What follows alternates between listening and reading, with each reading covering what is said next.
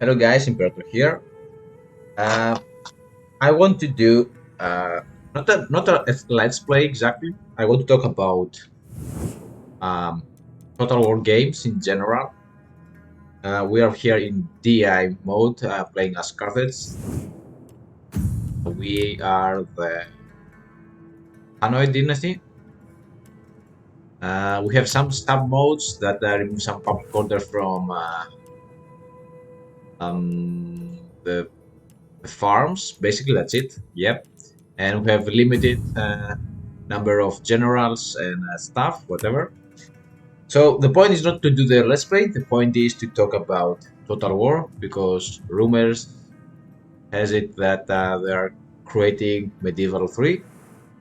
And I just want to talk, about how I see Total War, how I will suggest things. But I'm gonna talk only about the important stuff, not the little details like visuals and etc. So the first thing I would like to mention is about cities and the buildings. So go away. So the first thing you notice when you play any Total War is you have a limited amount of buildings for each settlement, right? So imagine this. Imagine like a different perspective, and where you have obviously a different UI. So the things I'm going to describe, they will require different UI, but I'm not going to talk about UI. I'm going to talk only about the concept itself. So imagine that instead of having a limited amount of buildings, you have the following. So you have your main building as you usually have, but if you remember in Rome Total War, Rome 1, you can only upgrade based on population. So a thing that they remove and DEI has it is population. And I like the fact they have only four um, type of population. So you can always, but I will change that a bit. So instead of having, Phoenicians, whatever, blah, blah, blah, you can say, okay, we have the population as nobles, citizens, freemen, and slaves for all factions. If you have like a different name, it's a completely different story. But the point is, you have these noble, citizen, freemen, and slaves. When I say noble, I don't mean necessarily your nobles, right? I'm talking about the nobles that live in that specific area. And if these nobles are yours or not, it will be determined by culture and religion, as you have in Attila. Citizen is the obvious thing, right? Is the people who are your who are not your culture necessary, not your religion necessary, but you have give them citizen status. Freemen are people who are just not slaves, basically. And you have the slaves, which is obvious. So when you conquer, let's say, you're Rome, you conquer Carthage, the nobles here will remain nobles. But the second, the Libby Phoenicians, based on my point of view, they should all turn into free men, into subjects. And the foreigners here should be slaves, but okay, you know what I mean now. So nobles will create corruption, but they will help you with public order and and you have manpower. So there will be a new concept, manpower, not in the way that is portrayed in DI, but in a different way. And I'm going to talk about manpower later. So citizens will be useful for your core units, the manpower and money, and the freemen will be useful because they will provide money and manpower for units. And when I say units, you understand that I'm talking about the different types of units you can recruit. So nobles will give you the high tier units, citizens the core units, and freemen like a slingers, not slingers, but like archers, some spearmen, whatever. So in general, you want a lot of freemen for cast and a good proportion of citizens, so you will have public order because they are your citizen, and at the same time you have enough manpower for your empire. And the slaves, the population, if they exceed like a specific ratio and there is an unbalance, then you might have like events and events like slave uprising, right? And the slaves will be good for productivity. So the buildings will give a bonus, not to all the buildings, but to the buildings that make sense, like industrial buildings, farms, etc. That make sense, and the slaves will give a boost to the productivity. And for the main buildings, I will say that we'll have like a level 1 to level 5, and maybe for the port you will have a similar approach. But here's the difference. Here's the difference. Instead of having like one branch that you say you click here and you go, okay, I have this type, right? So my idea will be, instead of having this like one that can create an upgrade, you have one slot that represents, instead of representing the building, the first slot, it represents the how to put it. It represents a series of things that is related to that one. So that one will be related everything that has to do with the sea. So you will have one. Let's go. Let's go to another one. Will make more sense here. Like this, and you have all these three, but you will be able to build all of them, right? So you will have like this, and you will say, okay, I have a level 1 harbor, which provides, instead of call it harbor, you can call it um, maritime activities. Instead of calling fishing port, you can call it fishing activities. And shipwright, where you basically, it's going to be about building ships. It's going to be like a shipping industry. And that way you can create more interesting cities, right? Or for farms, instead of having like, okay, I can have one farm, we can upgrade to that, to that, to that.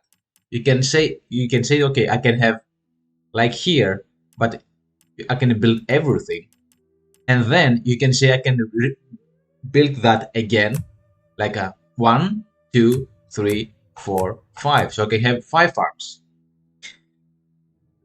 So you will have here in the icon, here says 2, but the 2 now will represent that you have 2 farms, or 3 farms, or 5, 10, 11, 12. But there will be, obviously, because some things, right? Some things like farms, uh, iron, wood, there will be a limit, right? You can, let's say, have maximum 10 in this region, or Sicily is more fertile, so you can have maximum 15. And then you can have like other buildings, like, I don't know, industry. An industry, let's imagine that this is the industrial, right? And then you can have like pottery, let's say this, and then you can have like furniture, and then one industry for furniture, one industry for tools. I'm going to discuss about it later. One industry for luxury, one industry, let's say, whatever, olive oil industry, wine industry, bakery industry. Uh, Let me think now. And of course, you don't want to have like let's say 20 industries in let's say pottery, because you will produce X amount, like you do in Total War Troy. You produce resources, so you will produce pottery outcome, but this outcome won't be good enough if you have too many, right? So you want to balance your labor. So another thing you have to have in your cities will be labor. So you will have like a modifier down here who says labor. Let's say this city has like a 30,000, but it will be more representative, like 100,000, let's say 50,000, whatever. And then you say, okay, from this 50,000, we have a labor of 10,000, right? Not everybody will be able to work. You have children, you have elders, you have wives, whatever. So this labor will require, so each building will require a labor. So based on that, you will have industries that require labor. So you're going to distribute your labor in order to produce stuff. What you want to produce is basically what you want to do. And you can have other buildings like market, right? Or you can have a series of buildings that's called services. And you can have like health service, police service, firefighting service, maintenance service, education service, water supply service. And this will require um, a labor and a maintenance because they are services that you provide, but they will produce good stuff like security, public order, productivity, like things that a society needs. Or you can have like a series of buildings that's called entertainment. Then you have theaters, you can have audience, Colosseum. Like okay, we can have only one Colosseum, but whatever. And then you can do the same with military, right? You can have one for I don't know, barracks or walls that will be part of. So the walls will be basically uh, how to put it, maybe garrison, or it will include the walls itself, the maintenance of the walls. So you can have, the point is you can have a big city, like a huge, tremendous city that you invest all your money over there for reasons as you know, because you want to play a tall campaign, right? You want a mega city. And by doing that, of course, there will be caps, like you can have 15 farms. So you'll have this icon, no, let's say this icon, you click it, and then you can see all the farms. So you can say, I have landing estates, like let's say 20. I have cattle runs, 10. I have granary, 3. And they give a different bonus and a different thing, right? So the province, as we know, has the province capital and 3 other cities. So the difference now is you will have the province capital, and then you will have towns and villages, as you have in Thrones of Britannia, but there will be some fundamental differences. So I'm taking concepts from other total games and I try to merge them in a meaningful way. So the towns will be so as you understand, the city is very good about. It will be useful to have for general resources, a lot of manpower, and money, etc. Right, services, whatever. The towns will be good for resources. They will provide though less manpower, less money, and they will be more vulnerable to enemy attacks. And then you will have, let's say this will be a village, like in Thrones of Britannia, that will provide even less of manpower and money, but it will provide you with crucial materials like gold, silver, stone, marble that you really, really need for your empire to work. Now imagine a province that the enemy is trying to take, right? So let's say here is an enemy army, and they don't have enough troops to go to your city, but they can just go through around and just pillage. And then you don't really have to have only like in this province, right? You have only 4 buildings. Maybe you can have small things in the middle, like a small villages that they don't do really much, and you can't really interact. You cannot really build something except the main thing, like a gold, whatever, right? It will be like a one thing that you cannot really upgrade, but they will be there, and the enemy can go slowly and just pillage, and they will take a few money, like not much, but there will be enough to uh, interrupt your economy, as used to be in real life.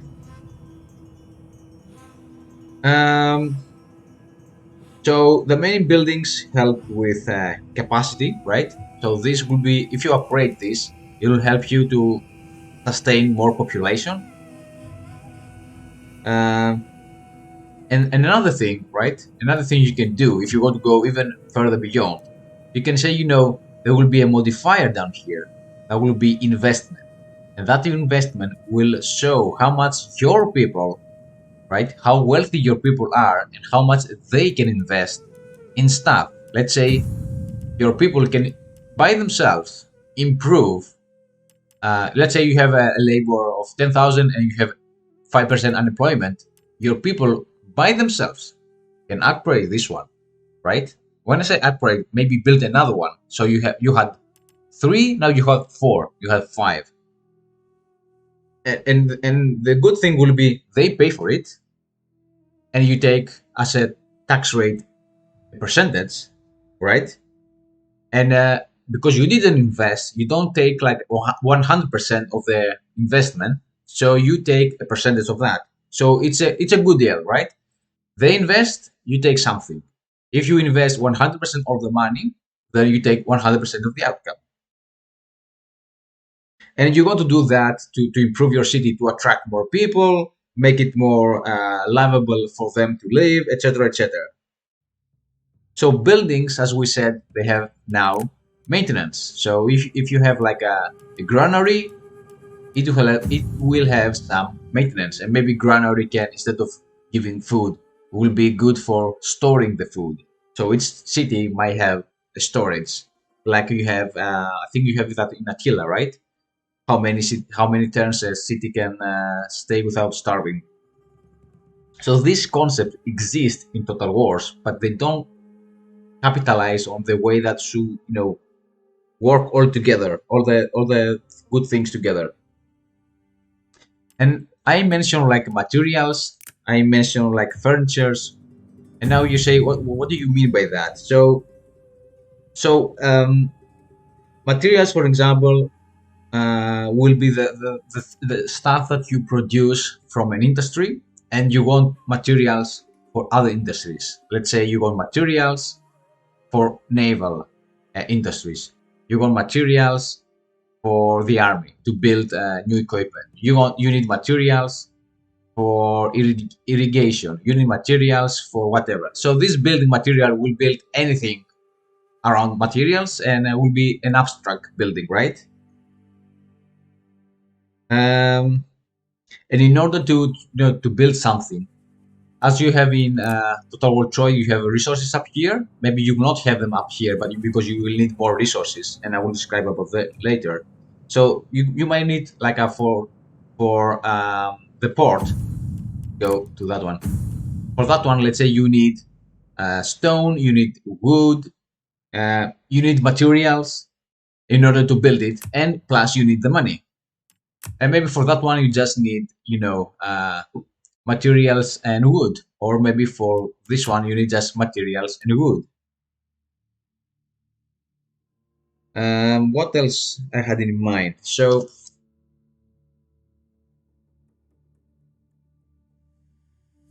yeah, but at the same time, it will be hard to turn um, a small city like this into a gigantic city, because remember, now you're not really tied on the city. You may say, okay, I want to wall up the city. Sure, you can do that, but this will require maintenance. It will require stone. So the walls over time, they will say, okay, every turn I need, let's say, five amounts of stone to maintain the walls, right? I need two amounts of materials to maintain the walls. So you don't want to build walls everywhere, right? It will be impossible to maintain. That's the point. And it will be really difficult to have all the cities mega cities. To upgrade them to 100% will be impossible. That's the point. And it will be realistic, because if you play enough, like 20, let's say 200 turns in Total War, you can upgrade everything. If you conquer enough, you can upgrade to the fullest amount of the maximum amount, right? You can build everything, which makes no sense, to be honest. It's and after a point, when you have like a big empire, you go by building, and you build. But it's boring. It's repetitive, and it's not really. There is no really uniqueness in the cities, because you just build with six slots, and that's it basically. And the idea is to have less management, to do in when you have like a huge empire. So it will still be enjoyable. Remember, when you start your total war, it's so enjoyable in the first terms. Why? Because you don't have to do all this crazy management, clicking here, there, blah blah blah, province by province, going like this like crazy. It's crazy. So by doing that, you don't have to do all this shit. It will be easier, and you'll have cities that makes more sense. Another things I want to talk is technology. So I never understand the idea that you need technology to unlock a specific building. I can see that, let's say, for Colosseum, right? Or maybe for very specific temple, right? Which is high level architecture. But for other buildings, I found it a bit stupid, and I never liked the way they portrayed um, technology. Like it doesn't really gel with the other mechanics. So I'm gonna try to to suggest a way to make more sense. So first of all, you will not have any unlocked buildings. Not any, but most of the buildings you will be able to produce them just by having the money and the materials and the labor. So to build buildings, you need labor, materials, and money. And maybe for the main building, you may need the right population, right? You can separate technology into military, population management, government, economy, and maybe diplomacy if you want to go even further beyond.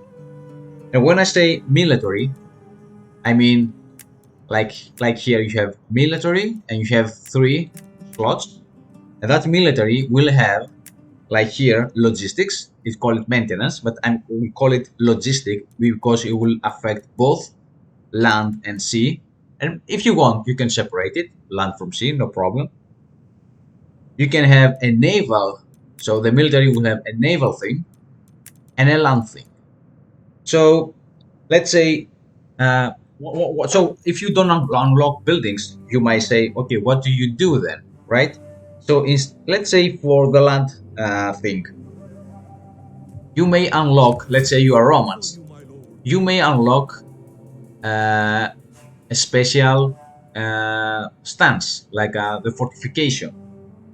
And if you progress in the military tree, you might improve your stance, right? Go to the stance, dude. You can improve your stance, and instead of having plus, I don't know, two barricades, you might have four, let's say, or you may have towers in your uh, camp, or you may have a bigger camp, right? So the point is that the technology here will say, okay, now we have a better way of making our camps. Or let's say you have, or you say, let's say you unlock the force marks that is removed from DEI. You unlock the force marks, and then another technology will say, okay, let's improve the force marks by 5%, whatever. Or for logistics, you may say to improve the maintenance of the naval units, or improve the not improve, reduce the maintenance of the land units, or increase the movement speed or the map range. So that will be the military. For the government, like the technology for the government, where is it? Yeah, you can say, okay, government, you will have three. So each one I mentioned, military, government, population management, economy, and diplomacy, will have three trees. So these five trees will have another three subtrees. So 15 subtrees in total. Or you can have more, less, whatever, right? That's just an abstract idea. So for the government, you'll have political parties, how to manage your political parties, government efficiency. We're going to talk about this later, and government rank. So for economy, you can have agriculture. You can have industrial. Let's say go here. Let's say you are. This is let's say this is economy. One will be agriculture. One will be industrial. One can be about the maritime activities, or you can have economy about taxes, right? Or you can have like one for population. Let's say this is population management, and then you have one about public order. You have one about religion, and one about integration of the foreigners. And you can have about diplomacy if you want, like you have in Wrath of Sparta, like give me X amount of good relationship with let's say Celtic factions, whatever. Right. We talk about a bit of that, and we're gonna see how this will gel later technology with other stuff. So politics, I think the first thing I would like to mention is that all factions will have 3 plus 1 political parties. If I go here, you have the 3 political parties and the other nobles, right? As it is in Rome too, I will say.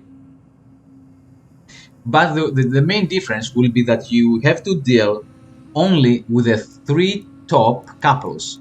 When I say couples, I mean husband and wife. One couple, second couple, third couple. One couple, second couple. That means you have to deal only with 9 people. And these 9 people will have other people here, right? In this window, there will be more people. But you have to deal really only with these 3 couples from each political party, which means less management in the long run. Or at least you will have the same amount of management. So you won't be crazy to go one by one when you have like a 100 people here just to maintain the what's they call that the loyalty, which is crazy. And of course another thing which is very crazy is you can upgrade people like nothing. You can say, oh, here, take what is it, there's something you can increase. I think there are some stuff that you can increase. Yeah, +1 zeal for the target.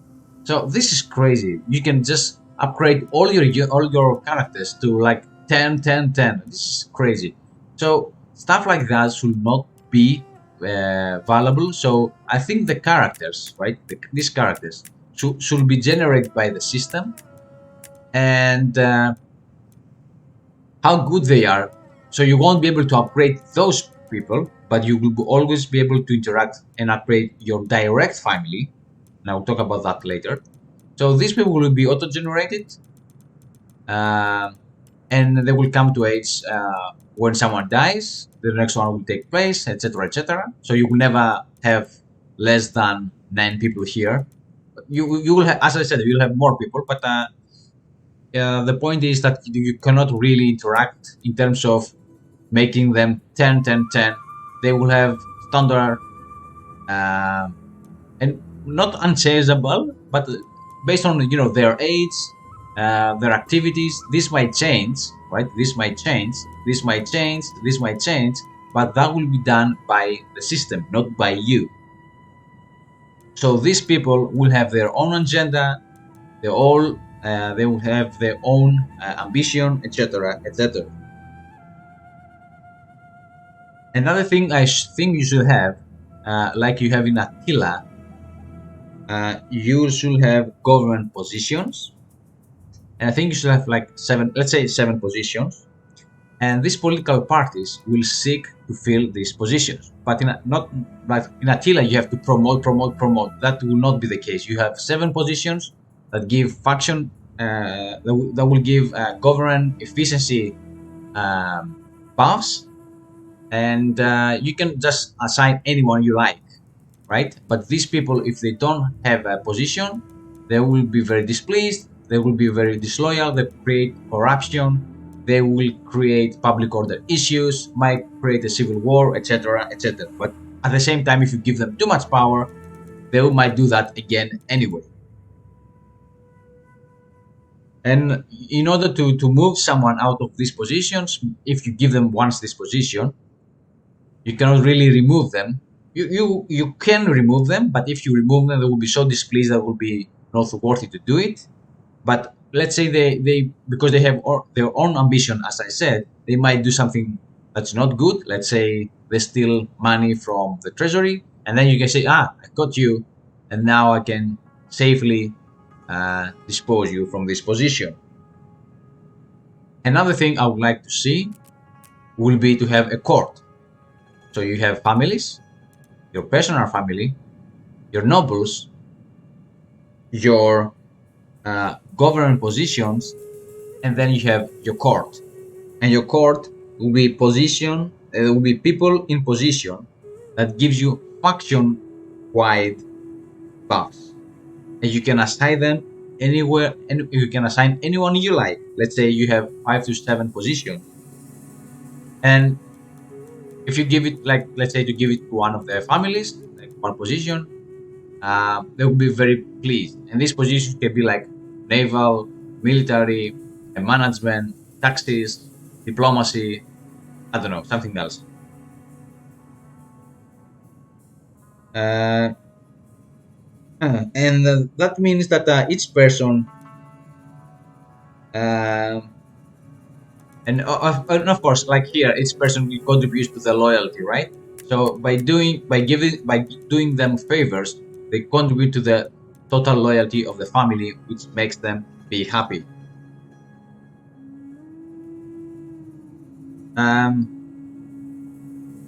So governments. So another thing I want to talk about is governments. So we know that in DI you may recruit like agents that work as governments, or in Attila you can assign province to someone.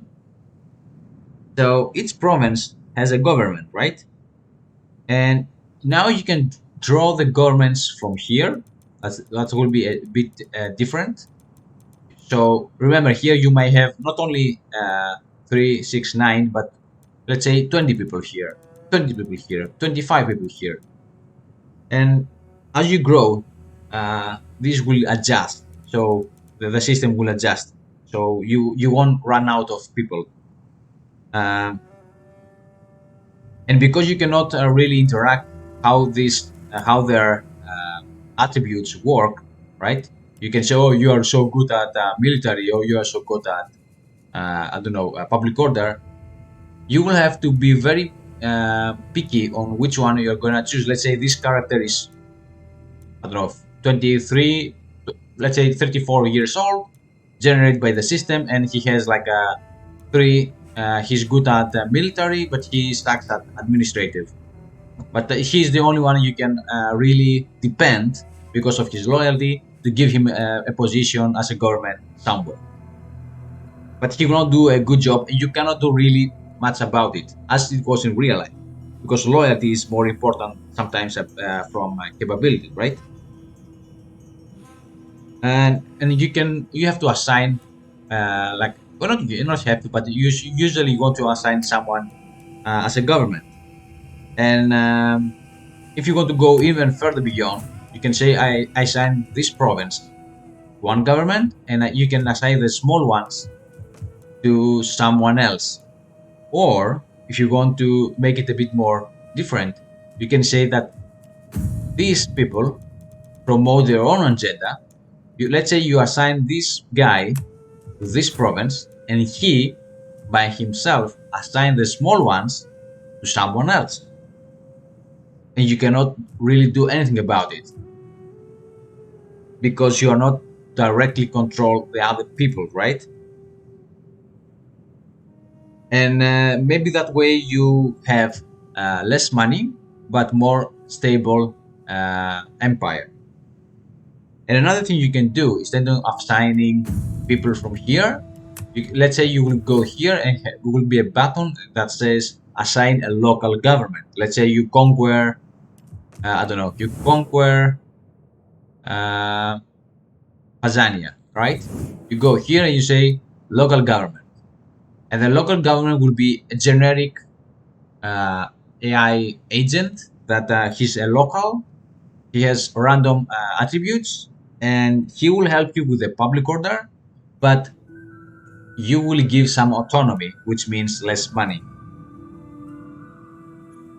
And of course, you should have edicts for all your provinces, but instead of just having these generic edicts, you might uh, have, let's say, the tax harvesting plus 50%. Okay, sure, but because I increase the tax, it should decrease public order, or I don't know, something else like slaves. Okay, I make the slaves work harder, but that will make them more unhappy. So there might be a revolt. So every edict should have a positive and a negative, and maybe the government uh, affect the um, how to put it, how good no, not good, how effective is the edict. So if you have an excellent government, that's 50% can become 22%, and then minus, let's say, 5 public order can become minus 4 public order.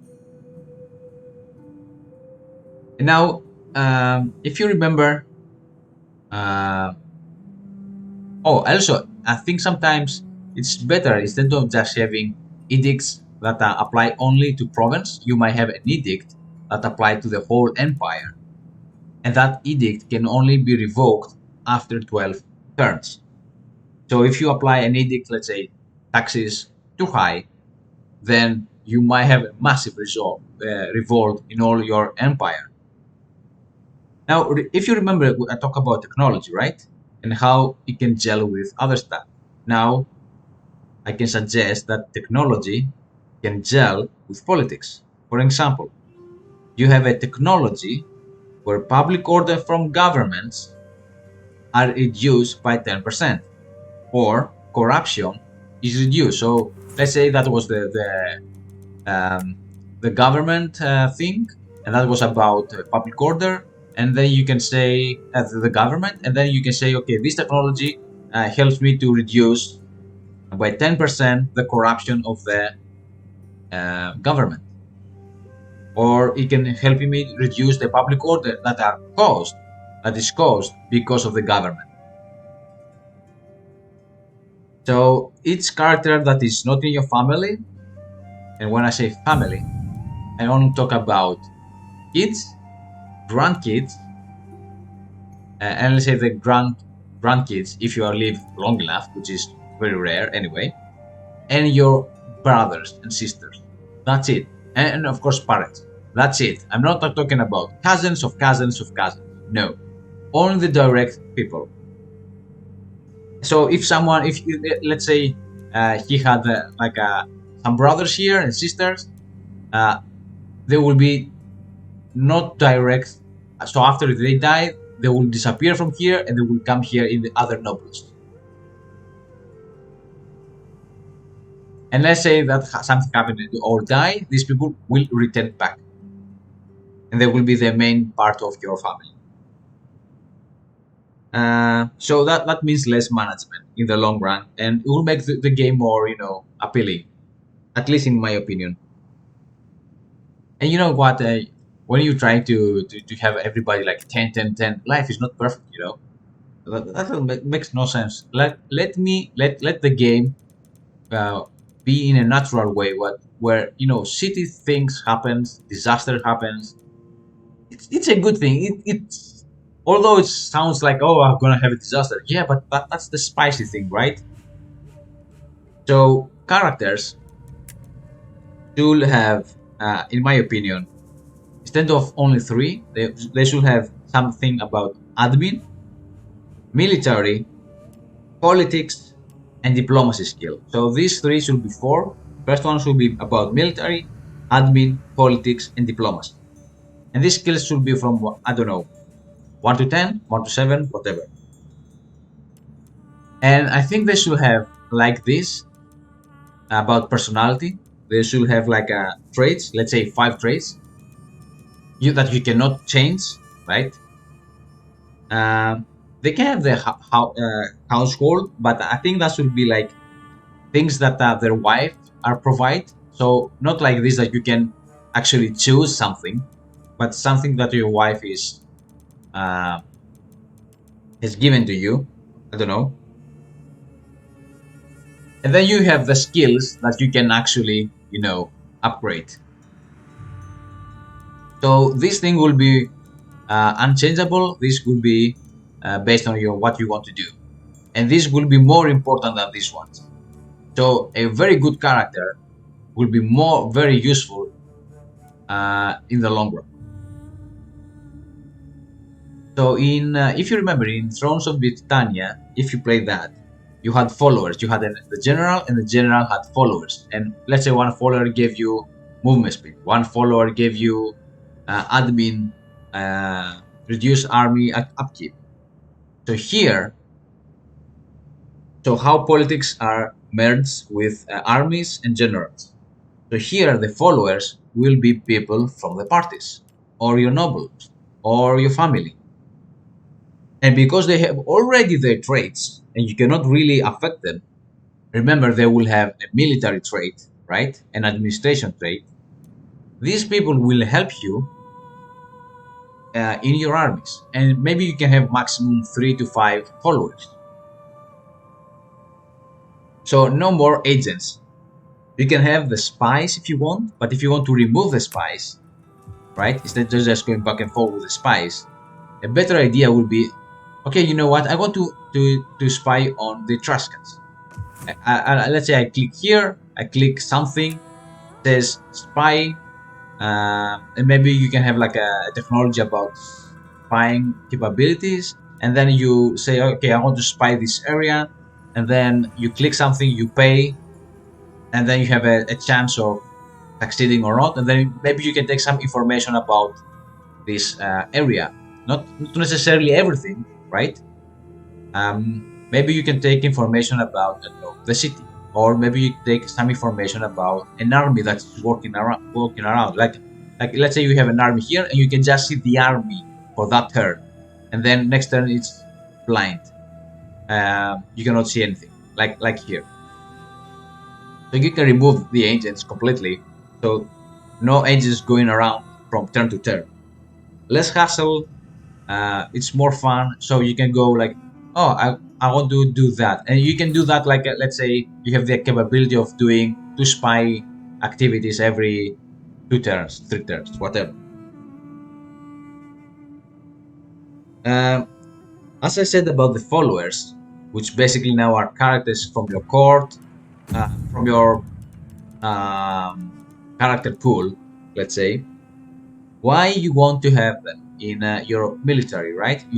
Within your general. So the obvious reason is you take the buffs. Let's say they help you with administration, they help you with morale, they help you with something. But in return, they must receive something, right? Because it's all about balancing things. So when you have, let's say, you have one of each family, and they give you a specific buff, everything is happy.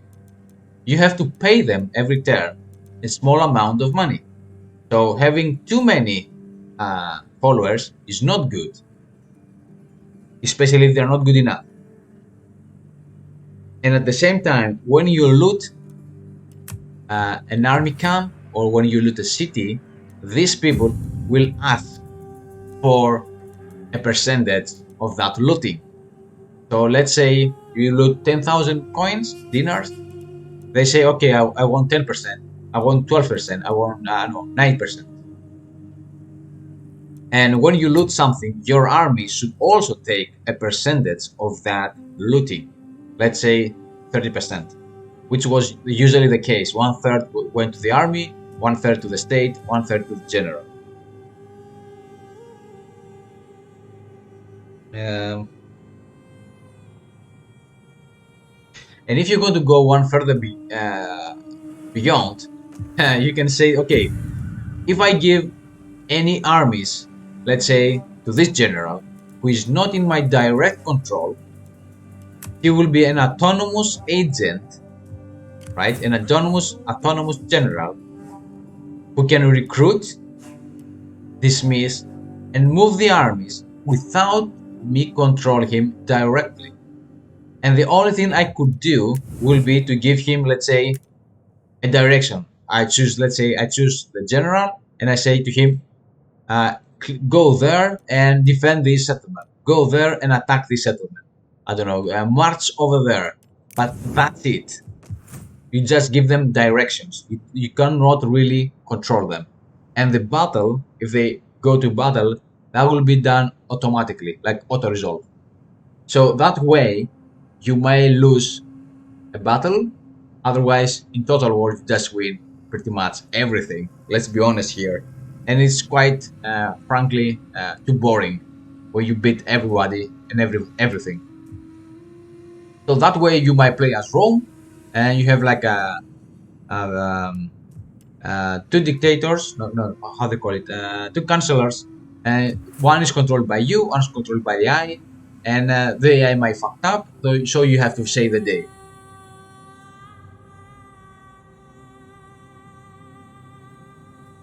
Now, I want to talk about armies. So, in every Total War, you just recruit armies, which is, frankly, uh, okay, but it's a bit, we need a bit of change here. So, instead of having these unicards, let's say, blah, blah, blah, I have this, what you can say now is you have, let's say, for example, 5,000 heavy infantry, 2,000 light infantry, 1,000 cavalry, 500 skirmishers. And then you can say, okay, before the battle, right? And they will have a specific, let's say, subcategory, some specific subcategories. Okay, I say heavy infantry, but heavy infantry for heavy infantry are different, right? So the point is that when you go to the battle, instead of having like a one, 1, 2, 3, 4, 5 units, you'll have this massive 5,000 troops, and you can say now before the battle begins, right? Let's say you are in battle mode. You say, okay, create. So you can create the subunits. So for this 5,000 infantry, let's say you can create 2 units of 1,000 units of 1,000 soldiers, 2 units of 1,000 soldiers, and 6 units of 500 units. So you have this 5,000 separate in 2 huge groups and 6 smaller groups. Of course, there should be some limits, like you cannot go higher than 1,000, you cannot go lower than 100. Or if you don't have enough men, they just become a small entity, like 50 men, whatever. And the good thing about the big units, let's say the 1,000, will be they have good morale, pushing abilities, a good bonus on charge, etc., etc. But they will lose speed. They will not be able to change formations. They will not be able to advance, etc. So you gain something and you lose something. So you don't want to have too many huge groups, or very little and very few small groups. So you want to balance out, and technologies, right, can help you do that. Let's say you have a technology in the army that says, okay, big groups now can move a bit faster, or big groups can take command a bit faster. So it's easier to have like now big groups with less penalties. So this is how technology now comes to the play, and everything is merging with each other. And then maybe you can say, you know what, instead of you have a unit, and then in the battlefield you just stretch it to, like a single line, and you have like a one unit from here to here, like this crazy. Then maybe you can say, instead of stretching, we now will only have formations. So this unit will have, let's say, one formation with 5 ranks, one formation with, let's say you click that one and you say you have options like 3, 5, 7 ranks, 10 ranks. That's it. and each rank, each formation will have like a different depth, and each depth will have a different bonus. Let's say you have a depth of 10, that gives you pushing abilities, or if you have like a depth of 3, then you have a huge a long line of soldiers. So you have good and bad. You have an exchange between the formations, as it used to be in the antiquity. And if you are saying, okay, how the AI is going to interact with all this, well, most of the problems and suggestions I say, it's basically maximization problem. So you minimize the bad stuff and you maximize the good stuff. So the AI is good at this, at minimizing and maximizing uh, stuff, because it's just numbers. It's something that the AI only understands numbers. So if you create a concept based on numbers, as I suggest, like even the buildings. So if you say, okay, we need 5,000 labor, and the AI say, okay, I have 5,000, I can divide it, blah blah blah. Then I can do this calculation and I can decide which I want to build based on my needs. So that the developers know what I'm talking about. If you have like any course in computer science, you know what I'm talking about. Um, so after the battle, you have army experience, right? The troops were fighting, they had experience. So how do you distribute the experience? Because remember, now you don't have like a unicard. You just have 5,000 infantry, heavy infantry, 2,000 light infantry, etc., etc. So in order to do that, you can say, okay, how many kills happen from these 5,000 troops divided the total experience gain divided by 5,000 troops. So that's the overall experience of these 5,000 troops. Simply as that. So that's way you have a unified uh, experience, not unified, but an average experience of all units.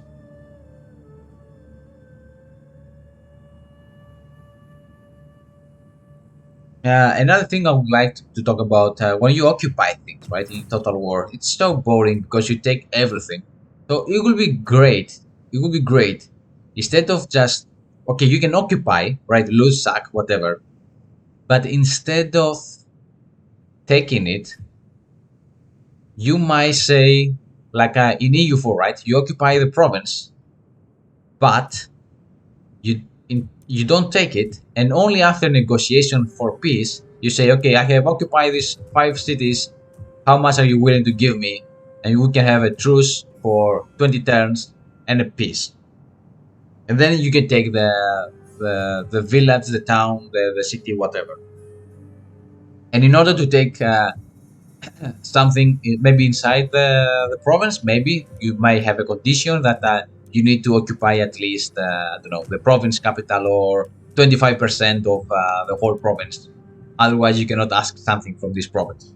So if you play like a small nations, and you just have let's say we play, I don't know, let's say we play here and we have one faction, I don't know, Corsica, and one Sardinia, and we have like some small villages here, here, here, and here, and Corsica somehow advance against Sardinia, and they occupy these small villages. They cannot take anything from them if they don't manage to have at least, I don't know, 50% occupied and win some battles. Then only they can ask for something here. So that would be more interesting to see for the diplomacy part.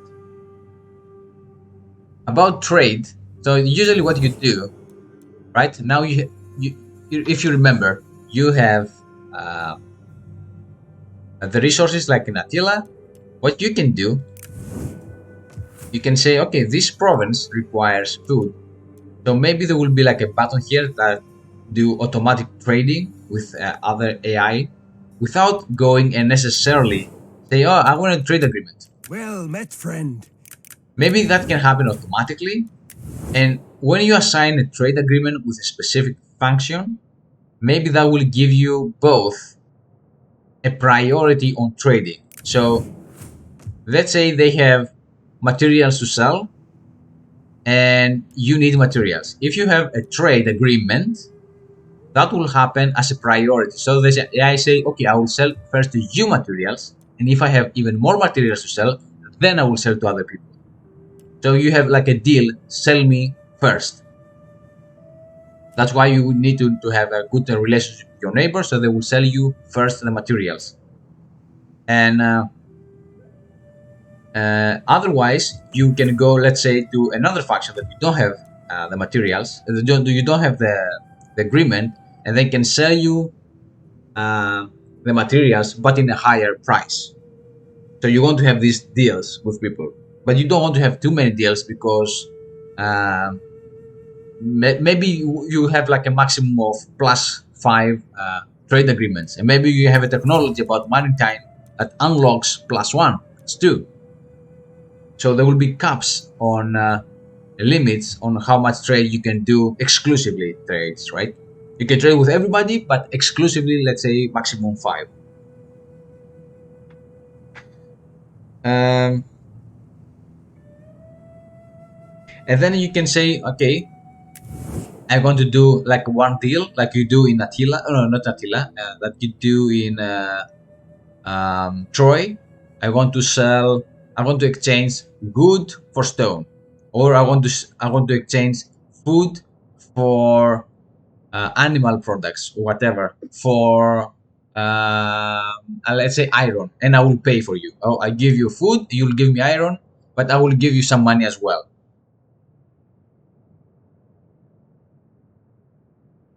And at the end, for trading, because sometimes AI is stupid, you might not be able to trade with anyone. There will be a button somewhere, like a trade, somewhere like here, let's say, a button that will open um, the trade, or open like a something like this, let's say, and then you will be not like this. Open something, a window that allows you to trade with an AI, which gonna be called the market. So the market will not be any function, won't belong to anything, to anyone. It will be, the other traders, whatever. And then you can trade with these people, and you can buy whatever you want. They have an infinite amount of goods, anything you want. They have everything you want. But the catch is, you can trade with them, but you have to pay, let's say, double, triple, 4 times the amount of money. So they will be your last resort if you want to buy things. So you can still buy things, but it will be so expensive that you prefer to just buy it from anyone else. What else do I want to talk about? Recruitment. If you remember, at some point I mentioned manpower. So recruitment requires manpower. And manpower will be a resource, like in EU4 that you have manpower reserve. So the citizens will give you this manpower, and you might, oh no, the citizens, the nobles, and the freemen, and maybe the slaves if you are like Sparta or whatever. So your manpower will have like a 3 subcategories. So you have you hover, let's say here, manpower, and then you will split into 3 subcategories. And another thing, you should only be able to recruit inside cities, and maybe you can have like a system like a Throne of Mitrania that you open here, and you can have troops that you can recruit, so you don't cap the same unit every time, and you have like a variety of units. Or if you don't like this system, you can say, okay, you know what? We have recruitment, we need the money, we need the manpower, but we need, based on the unit we want to, the amount of troops we want to recruit. Let's say we want to recruit 6,000 troops, right? You can do that immediately. I want 6,000 troops of heavy infantry, 2,000 troops of light infantry, 1,000 troops of cavalry units. But in order to do that, you need all the necessary manpower, the money, And now you need some of the tools, because you need tools you need tools, you need iron because you need to reproduce the armor for these units. You need fur because some light units they require fur. Maybe you need like horses. Maybe you need some other resources like let's say animals. Animals could be a resource. So if you go here in the farms, you can have a resource that will be about farms that will produce food. One that will be about animals that will produce animals, and one will be horses that will produce horses. Or if you want to recruit navy, you will say, okay, here I have let's say I have all of those, and that one is about creating the ships. Then you can say, you know what, I want uh, 5 new ships, right? And you can pick which ships you want. I want 5 ships, but I need money, labor, materials, wood, and sometimes maybe iron if you want to have this type of Greek Hellenistic um, Carthaginians, whatever ships that have this iron in front, so you can um, ravage the enemy ships. So you need iron for that. So you require different resources to create something new. And another thing you can do, for example, about resources, you can have resources about animals, horses, food, iron, gold, zinc, marble, stone, olives, grapes, and the animals, the resources, the resource animals can produce fur, meat, and it can be used like for food, right? Or the iron, the gold, and the zinc can be used for a service, which is called luxury. And if you want to go even further beyond with resources, you can say, okay, all the population require a specific amount of resources. They consume resources. So the population consume food. So when you produce these, let's say 15 farms, let's say the 30 of these farms are used by the population to feed them. And only you can take a small amount of taxes. So you don't have extra food if you need to storage this food. So you need extra to produce extra food to storage in this granary, and in case of a siege or a famine or whatever. And you might have like for food you might have like a dairy products, wheat, fish, meat, and fruits. So 5 types of uh, food products. And let's say your population needs at least 3 to be productive and healthy. Or let's say you need luxury, right, for the nobles. You can have like a lifestyle industry. Let's call it like this. Will require a specific amount of services, tools, maybe some industrial needs, and this luxury will provide you some public order and productivity. So the summary of all this is how you gel things, how you make something different, right? So the idea is, okay, we have the province, and maybe the province belongs to a subcontinent. So maybe you can have eventually like I say, okay, from all this area I want to give like one government who's gonna be very loyal to me and I trust him. Or maybe I give one government here and he will reassign to the areas other governments automatically.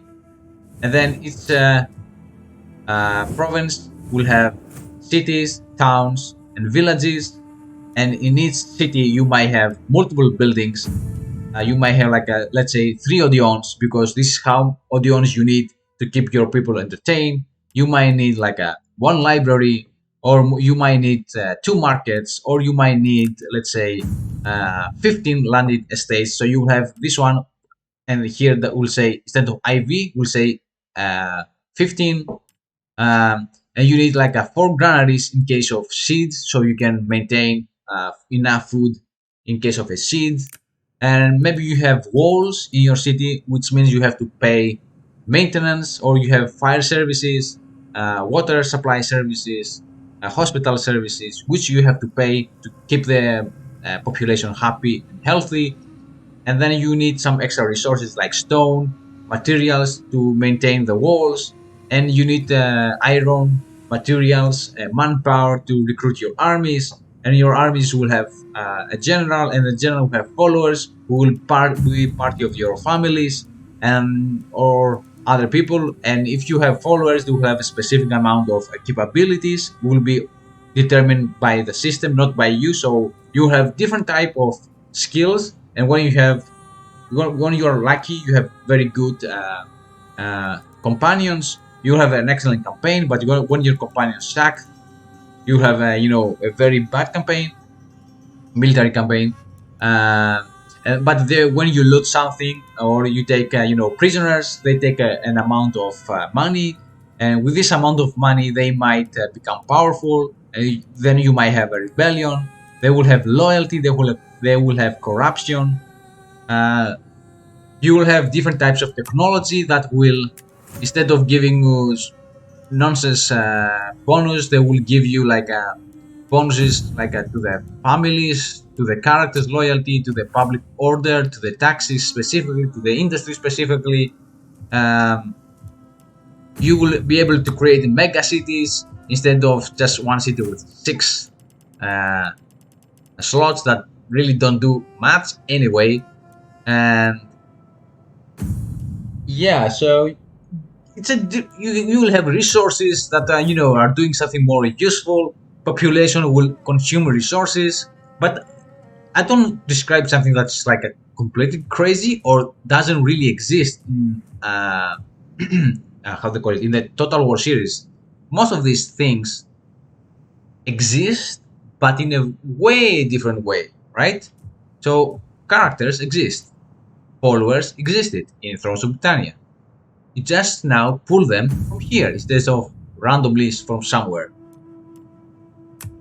And yeah, for example, education now will be a crucial role, right? You want to educate your kid and become super clever, so you have a very capable ruler and stuff like that. Yeah. So that was my attempt to describe how I see Total War.